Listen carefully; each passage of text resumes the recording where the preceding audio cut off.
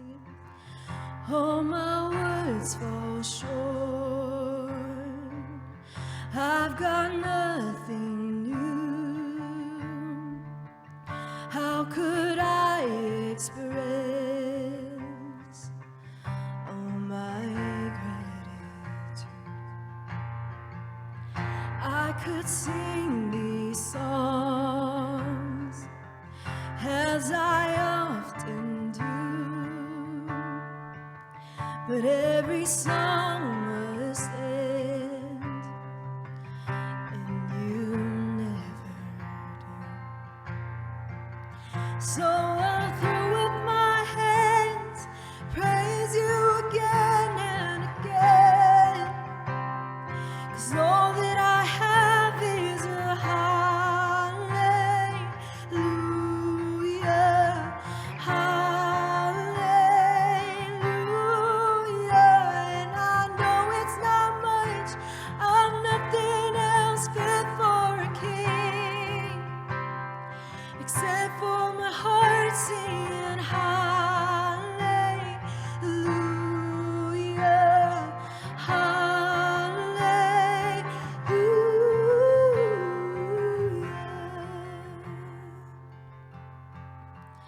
I've got one response, yes.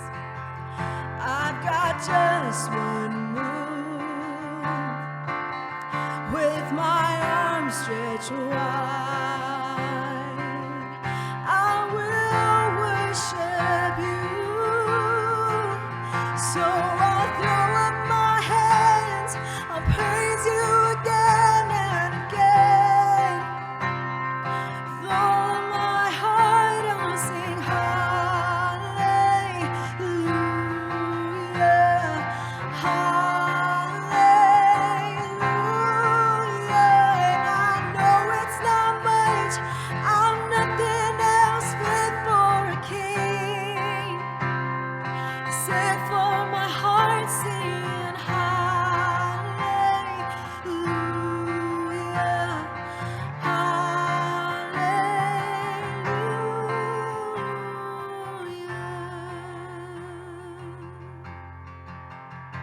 So come on, my soul, oh, don't you get shy on me, lift up your song, 'cause you've got a lion inside of those lungs. Get up and praise the Lord. Yes.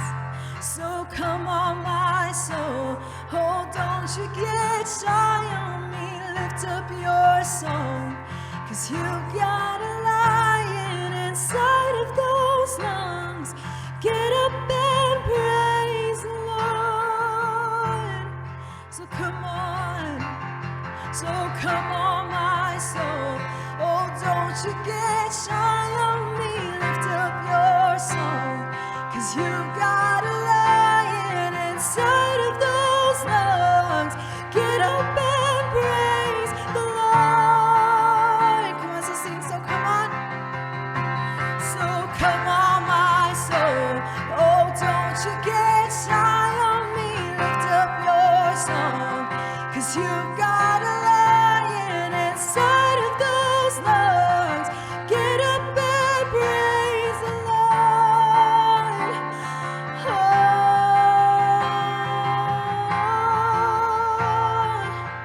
oh, and praise the Lord. Oh, there is no one like you, Jesus. There is no one like you, Jesus.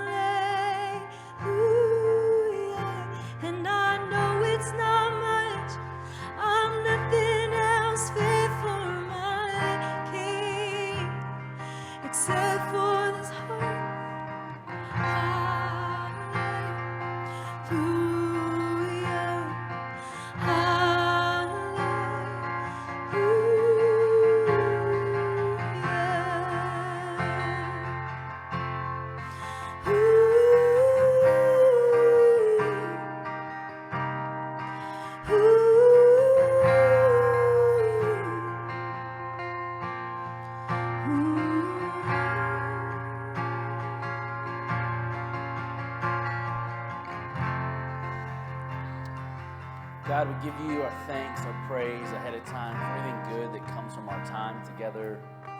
We welcome you to teach us, correct us, enlighten us, make us more like your Son, Jesus. In his name, amen. Have a seat.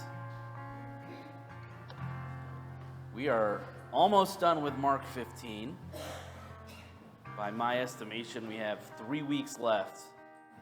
So, what was that, like almost 2 years in the book of Mark, a year and a half? Mark 15, verse 33. Remember, Jesus has been tried, beaten, betrayed. He has now been crucified. He hangs on a cross on the hill called Golgotha. And we pick up in verse 33. And when the 6th hour had come, there was a darkness over the whole land until the 9th hour. And at the 9th hour, Jesus cried with a loud voice, Eloi, Eloi, lema sabachthani, which means, my God, why have you forsaken me? And some of the bystanders, hearing it, said, behold, he's calling Elijah. And someone ran and filled a sponge with sour wine, put it on a reed, and gave it to him to drink, saying, wait, let us see whether Elijah will come and take him down. And Jesus uttered a loud cry and breathed his last. And the curtain of the temple was torn in two from top to bottom. And when the centurion who stood facing him saw that in this way he breathed his last, he said, truly, this man was the Son of God. I think as you read the Bible, or if you've experienced church, or if you understand at least the general story of the gospel, story of Jesus, all of us can appreciate the resurrection. Like Easter is our favorite Sunday. Every church is packed from wall to wall on Easter Sunday because Easter Sunday is about the resurrection. It's the happily ever after moment of Jesus' story. It's everything's okay and he came back to life and don't worry and it's all going to be okay. But we don't get that resurrection story unless we hit Mark 15. There's no happily ever after. There's no everything's okay. There's no resurrection from the dead if, in fact, Jesus doesn't first die. And we can't appreciate the whole story of Jesus and his purpose on earth unless we understand that this is his purpose on earth. This death, this cross, this brutal experience that he goes for 3 hours of perishing and pain and suffering, both cosmically and physically. This is a very momentous occasion in the story of Jesus. This is Jesus' purpose. This is why he came. Now, if you just look at this historically, it's easy to paint Rome as the enemy. Oh, well, the Romans put him on a cross. That was the way that they punished people. That was the way they kept everyone in check. They would often make sure to crucify and execute criminals during festivals, especially around Jerusalem, to make sure that as many of the Jews could see it as possible so that they would invoke fear and submission and authority over the land that they were occupying. And it's easy to historically paint Rome as the enemy. In the church, it's easy to blame it on the Pharisees, right? The Pharisees and the Sadducees and the scribes and the priests, they all betrayed Jesus. And if you're more of a relational person, you're blaming it all on Judas. Like, why did he have to do it? Why did he have to betray Jesus? And if you're not super careful, you'll just blame it on everything else. But you have to understand something here. What is occurring in the 3 hours of Jesus' death is not just a physical passing away of the man from Nazareth. There is something greater at large happening. A cosmic, universal shift is taking place. Look at verse 33. When the 6th hour had come, that's 12 noon, there was darkness over the whole land until the 9th hour. So from noon to 3 p.m., the brightest time of our day, everything is in darkness. Other gospel accounts say not only was the land covered in darkness, but the earth itself was shaking. We're talking earthquakes are happening. Things are moving. Portions of Jerusalem are falling down, and it is pitch black outside.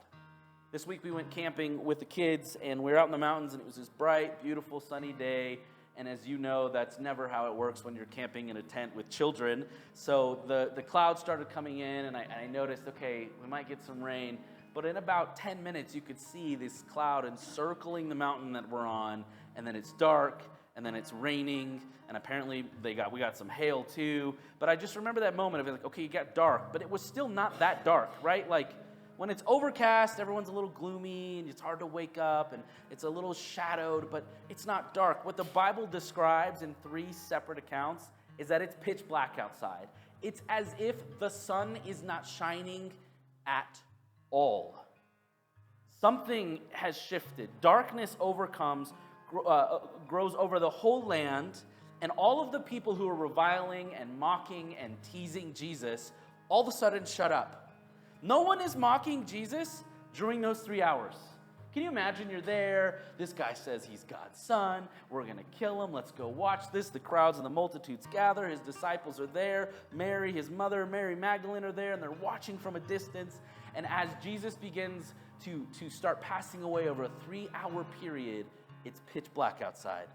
From as bright as it is right now in the middle of the day to not being able to see your hands in front of you. They went from looking at Jesus dying and suffering on a cross to only being able to hear him dying and suffering on a cross. Something shifts. Now, if I'm one of the revilers, I'm one of the guys who put him on the cross, I'm one of the priests or the Sadducees, I'm terrified right now. Because this isn't just like, oh, okay, he's dying, okay, great. All of a sudden, the universe, creation shifts. The earth beneath my feet is shaking. It is pitch black outside. I can hear him dying. I can no longer see him. The crowds are still gathered around me. You can hear a pin drop. Something has cosmically shifted. This all starts at the very beginning of this book. Genesis chapter 1. Most of you know it by heart. In the beginning, God created the heavens and the earth. The earth was without form and void, and darkness was over the face of the deep, and the Spirit of God was hovering over the face of the waters. And God said, "Let there be light." Notice he doesn't say, "Let there be a sun or stars or the moon." He speaks with just the power of his words. God speaks light into existence. And there was, just like Genesis tells us, and there was light. What happens at the death of Jesus is the exact opposite of the Genesis creation story. It was just with a word, light was extinguished. Light was gone. Just as it was created in the beginning, it is almost unraveling as Jesus is being crucified, as he is dying. Every single time in the Old Testament that you ever see the metaphor of darkness, it is almost always attached to the judgment of God. I was playing some cards last night with some friends, and you know how things get competitive, you know, whether you're playing Trouble or Sorry or Chutes and Ladders with the kids, someone always eventually cries. But as an adult, you have to keep it together and pretend you're not hurt.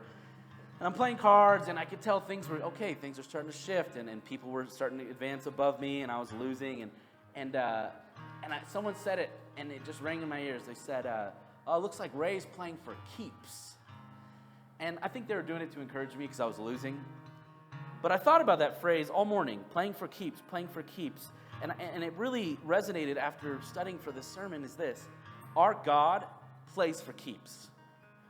Like the creator of the universe, we've painted him as this soft picture, right? Like he is loving and he is kind and he unconditionally cares about you, and all those things are true, but simultaneously, he is just. He is righteous. He is pure. He has standards.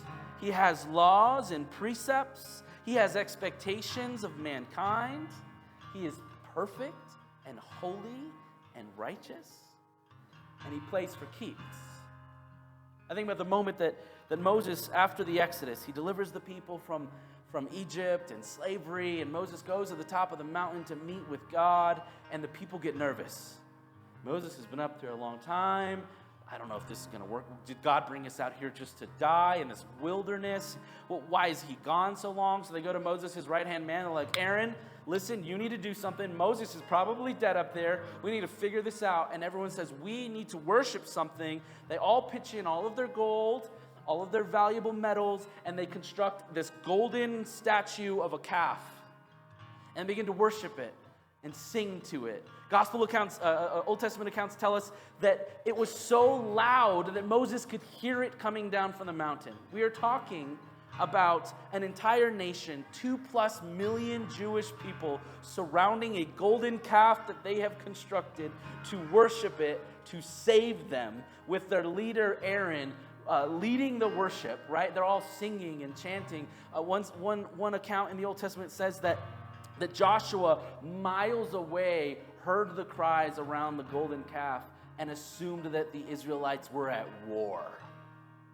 That's how loud this worship session was over a constructed golden calf. And what it speaks to is on that mountain, just before deliverance of Israel from Egypt, Moses had met him there before. And he explained to him, who do I say sent me? And he says, you tell them I am sent you.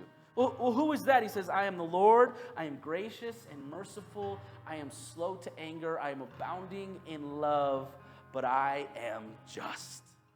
And I will enact my vengeance. It's this paradox that God is so huge that at the same time he is full of wrath, he can be full of love.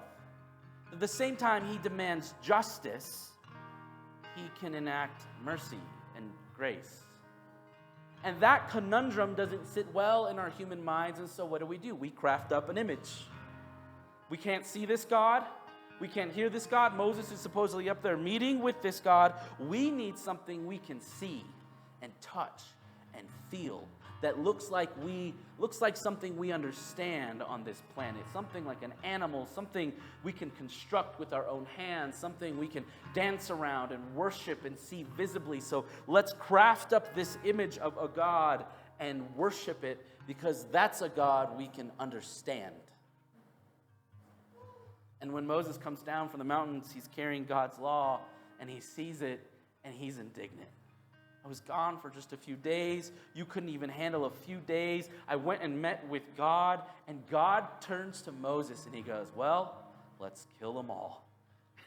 And Moses is like, whoa, the whole plagues, the Red Sea parting, all, like, you did the whole thing, Passover, it's all occurred. We've been delivered. We've been set free. Why have we come all of this way for you to do that? Because God plays for keeps.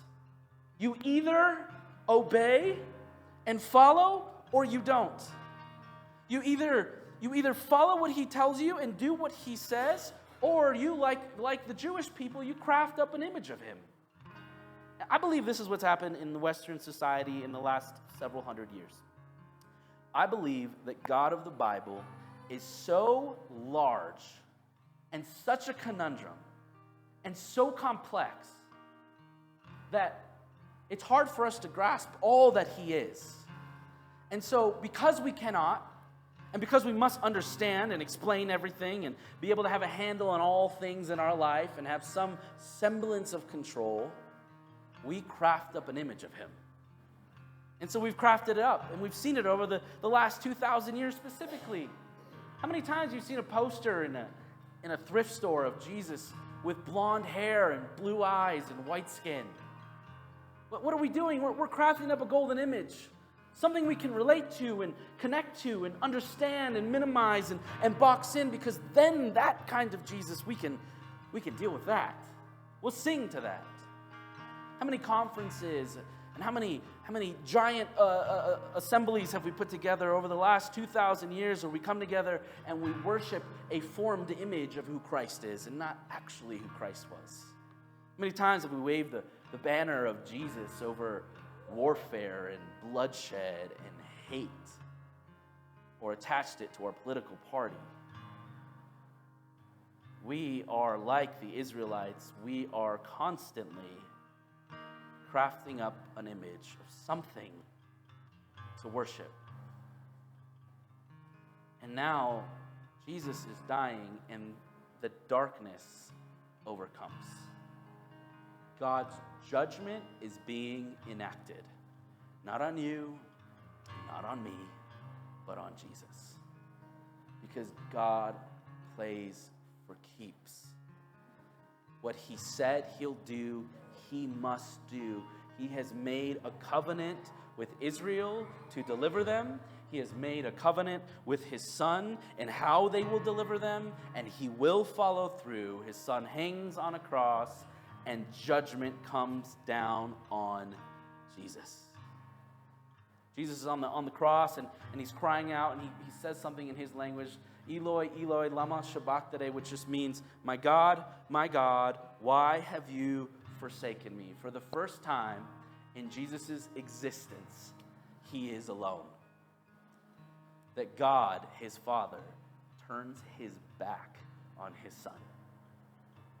You ever lost a kid in a grocery store? Or even just for a second? I'm constantly asking where my daughter is. She's small. She can hide behind anything. I'm like, where's Rebel? And she's like, she's right there. I'm like, oh, hi, sorry, I got nervous. I don't know. Jesus has never been apart from Dad. Him and Dad have always been together. He told his disciples, me and my Dad, we are one. We are inseparable. I have been with him from the beginning. I will be with him until the end. And on the moment of his crucifixion, God turns his back on Jesus. There is an innate response to loneliness in all of us. No human being on planet Earth wants to experience loneliness. What do we call it? Doom scrolling on the phones, right? Because it's some semblance of connection with the outside world. Anytime you experience a breakup or even a relationship that parts ways, there's a loneliness that sets in. Some of you don't even like being alone at home. You gotta turn on the TV or the radio or make a phone call or make an appointment with some friends. We don't like being alone. Why? Because we were never meant to be alone. Jesus is now alone in the pitch darkness on a cross, asking God, why have you turned your back on me? In that Genesis story, God creates this perfect garden. He's walking in the cool of the day with Adam and Eve. There's a relationship. There's nothing in between them and God. And then what happens? Sin enters the world. God says, Adam, where are you? He goes, I'm hiding. Why are you hiding? I was hiding because I'm naked and I was ashamed. And God says, did you eat from the tree? I told you just not to eat from one tree. And then he enacts the judgment, right? From now on, you're going to have to work until the earth, and it's going to be hard. And Eve, you're not getting off so easy. Childbirth is going to be painful, and it's not going to be fun. And in fact, guys, you can't be here anymore. You are going to be exiled. You're going to be put out. And then God commissions an angel with a flaming sword at the gate of the garden to keep Adam and Eve from ever coming back. A proverbial veil between what God's presence is and where mankind has found themselves. They are expelled into the darkness. The Israelites had a routine of what they called the Day of Atonement. That once a year, the high priest would take a scapegoat, and he would put upon that scapegoat all of the sins and all of the lawlessness of the Israelites, and they would sacrifice that goat to atone for everyone's sin, but it only lasts a year. And if you messed up in that year, you're going to have to find another sacrifice to go atone for that before the next Day of Atonement for the entire nation. But that scapegoat would be covered in the blood, and then it would be exiled outside the camp into darkness. If you were found in sin or in adultery, or if you were sick with an ailment that was contagious, the Israelites would take you and they would set you outside the camp. You would be exiled. You would be expelled into the judgment, into the darkness. And now there is Jesus. The light of the world has been extinguished. He has been expelled. He has been forsaken. Jesus goes into the darkness. Something is occurring. Verse 38, and the curtain of the temple was torn in two from top to bottom, 30 feet high, 45 feet wide, 7.5 inches thick. The temple curtain was the wall, the partition between the inner court of the temple and what they call the most holy place, or the Holy of Holies. No one could be in there. The Ark of the Covenant was there. It was where God's presence was supposedly dwelling in Israel, right in that place. If you were to enter that place with an unclean heart or any sin, you would die. So once a year on the Day of Atonement, they would take the high priest. They would do all these rituals, hand washings, and they would pray over them, and he would have to confess and atone for his sin and do all the sacrifices for himself. He's got to go in clean and pure and perfect. It's all got to be taken care of. And he would go into that most holy of holy places and atone and sprinkle the blood on the mercy seat for the whole nation for just 1 year. Every year we got to do this. And if he wasn't completely pure of heart, he would die inside the most holy place. Now, this presented a problem. If he dies, who's going to go in and drag out his dead body? So they started practicing a way of, let's tie a rope on his ankle, and if he's dead, if we hear him fall dead, we'll just yank him out, because I'm not going in there. If he can't make it, I certainly can't make it. And the partition between them and this holy place, them and the ark, them in the presence of God, was a large curtain, thick, made to specifications set out by God himself. You're gonna need this to keep you and I separated, because I am perfect and righteous and just, and you are not. That veil, at the moment of Jesus' death, with the darkness overcoming the land and the earth shaking, tears in two. And it doesn't tear in two from bottom to top like an earthquake would separate it. It tears from top to bottom. It's as if God's hand itself comes down into our planet and rips the curtain that was between us and him. That holy place that you could never be, that presence, the garden that you've been cast out from, of walking in the cool of the day with me, it's no more. It's done.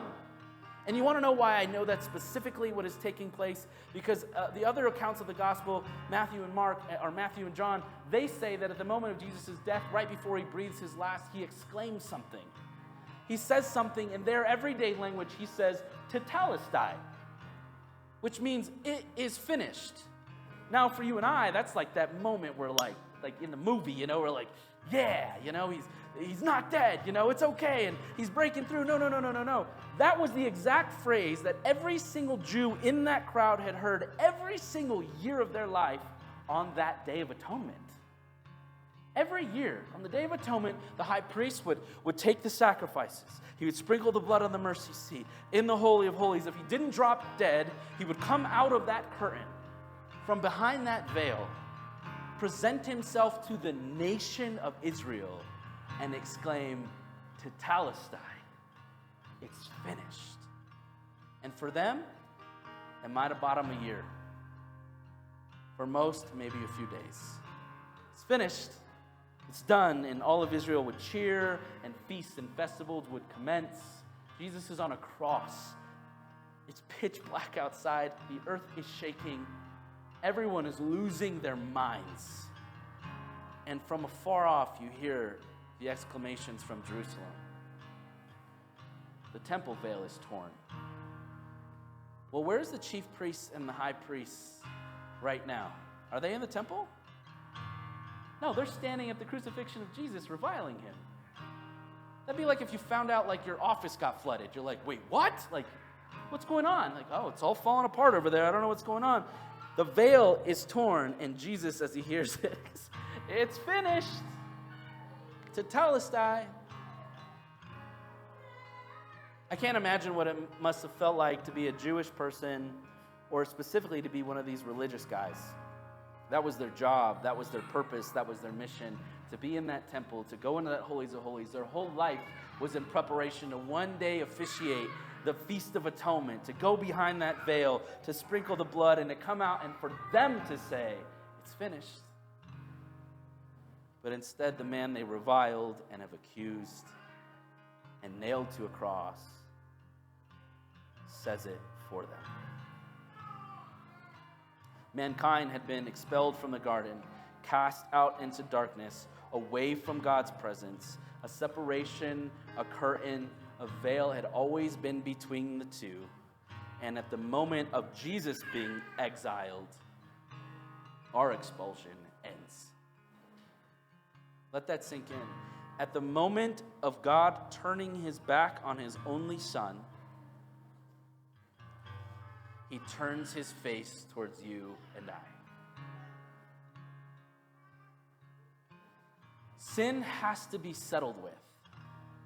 I don't like talking about it. We don't like the feeling of it. We don't want to talk about darkness and sin and death. Those are all things that upset us because those are all things that confuse us. And nobody wants to talk about God of wrath and God of justice. We all want to talk about a God of mercy and of grace. And I came to tell you today, he's both. And he can be both because he's God. I'm either mad at you or good with you, right? It's one or the other. Think about it. Think about your marriage or your friendships or your business partners. It's like, we're either good or we're not good. God, in this moment, Jesus makes us good, while simultaneously him and his son are not good. Jesus is not only the high priest who's gone behind the veil of the temple for us. Jesus is the lamb that's also slain. He's not one or the other. He's both. And he doesn't come out of the veil of the temple and say, it's finished. See you next year. He tears that veil in half. No more of that. We cast you out of the garden once. You've been cast out of the camp once. We've thrown the scapegoat outside into the darkness once. Now I'm going into the darkness so that you don't ever have to be.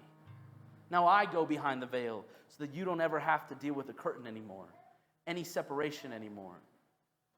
At the moment of Jesus' darkness, our reconciliation begins. And for the first time since Genesis, we could all go home.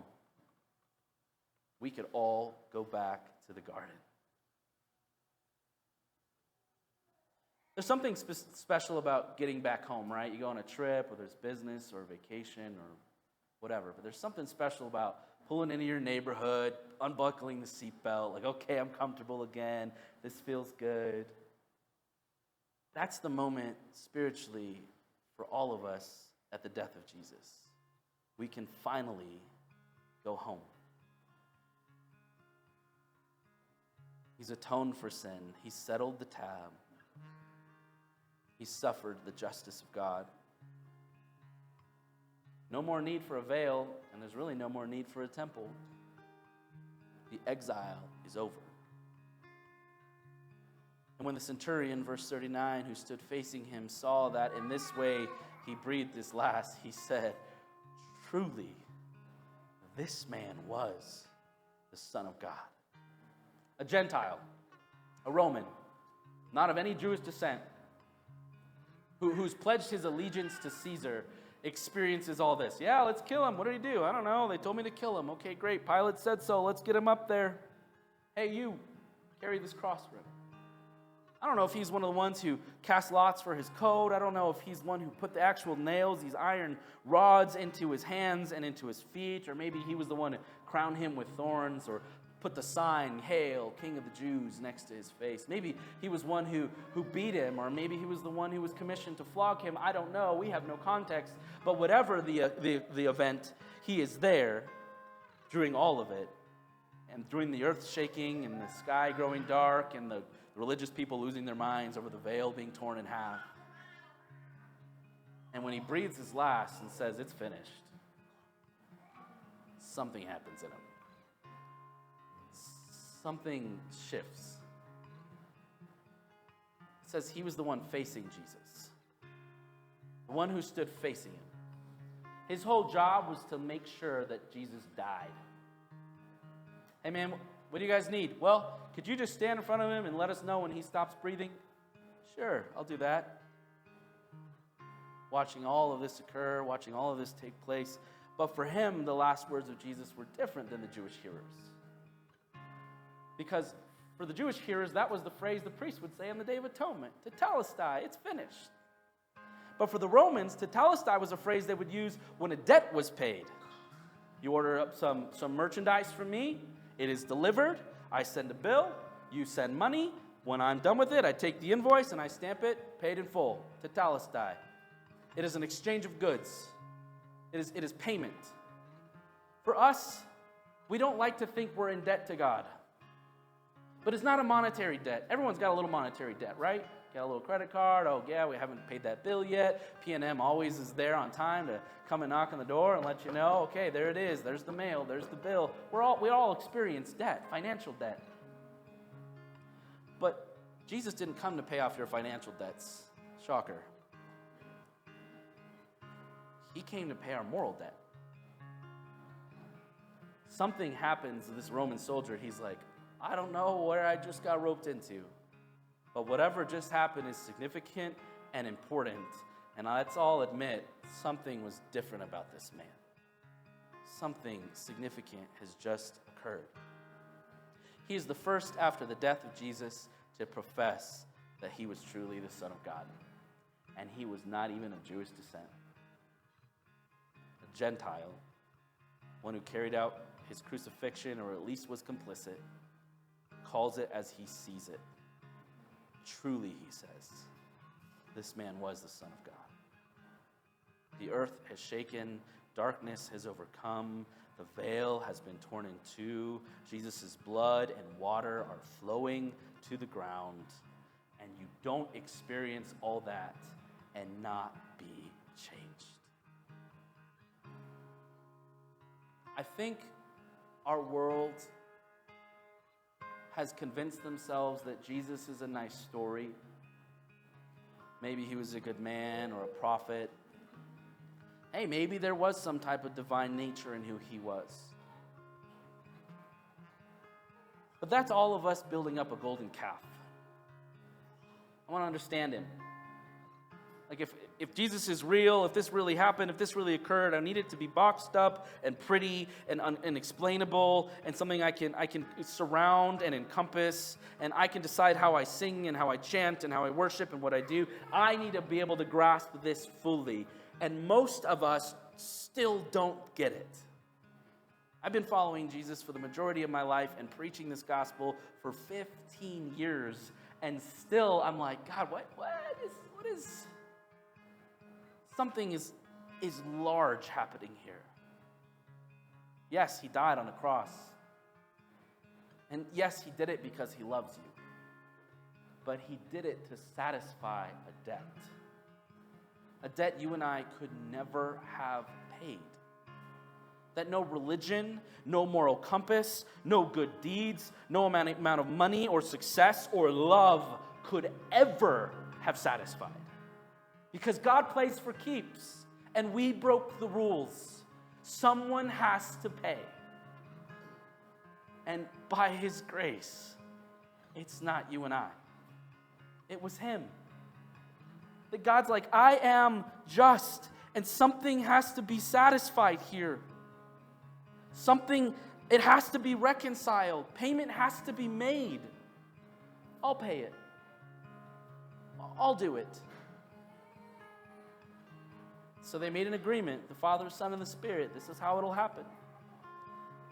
And Jesus experienced loneliness and darkness and separation, while simultaneously God is bringing us into relationship, into light, and into oneness. It's not one or the other. It was both. I was with someone recently, and it was a joking manner, but he said something like, I don't know, Ray, if you only knew, man, I need Jesus. And I kind of smiled because he's not religious, he doesn't do church, and he knows that I do. And all I said was, me too, man. Because it doesn't matter how you live. You could be Mother Teresa, and you could never pay that debt. It doesn't matter how much of this story we know. You could speak in the tongues of men and angels. You could have all of this memorized sideways. Pull out your Greek and your Hebrew and your Aramaic. Get your highlighters and your pens out for your Bible. Go to every Wednesday, Tuesday, and Thursday night Bible study. Show up to church every single Sunday. Give all your money to the poor and to the weak. Be generous and kind. Make millions and never be able to repay this. It is a gap we cannot close. He speaks light into the universe, and there's light. And he dies a criminal's death, and there is darkness. And if you and I keep skipping over this chapter of this book so we can get to Resurrection Sunday, we will never understand the gravity of what he's done. He doesn't just love and forgive you, he died for you. He didn't just, some nails in his hands and his feet. No, he experienced all the wrath and justice of God. He paid all of your moral debt. He is our perfect lamb. And he walks out behind a torn curtain as our high priest and says, it's all done. It's all finished. And there's no, I'll see you next year. It's done for good. Because he's God, and our God plays for keeps. He went all the way. Let's pray. Jesus, we could try our best to repay you for what you've done, and we could never achieve it. Maybe we've missed it so many times over the generations of your church. We've tried to put together ways of expressing, paying this off, and paying you back, giving you more.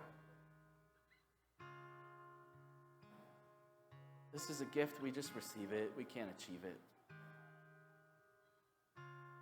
This is just who you are, the lengths you went. Thank you for dying because you loved us, but also, Jesus, thank you for dying because someone had to. Thank you for satisfying our debt, for it being paid in full. Thank you for being the lamb that went behind the curtain. Thank you for making us at one. Thank you that you being cast into darkness meant us walking into light. Back to you, back to our intentions. That good old feeling of coming home. I pray that this would change us. That like the Roman centurion, we would look at this story and go, what just happened? Truly, you are the Son of God. In Jesus' name. Everybody said together, amen.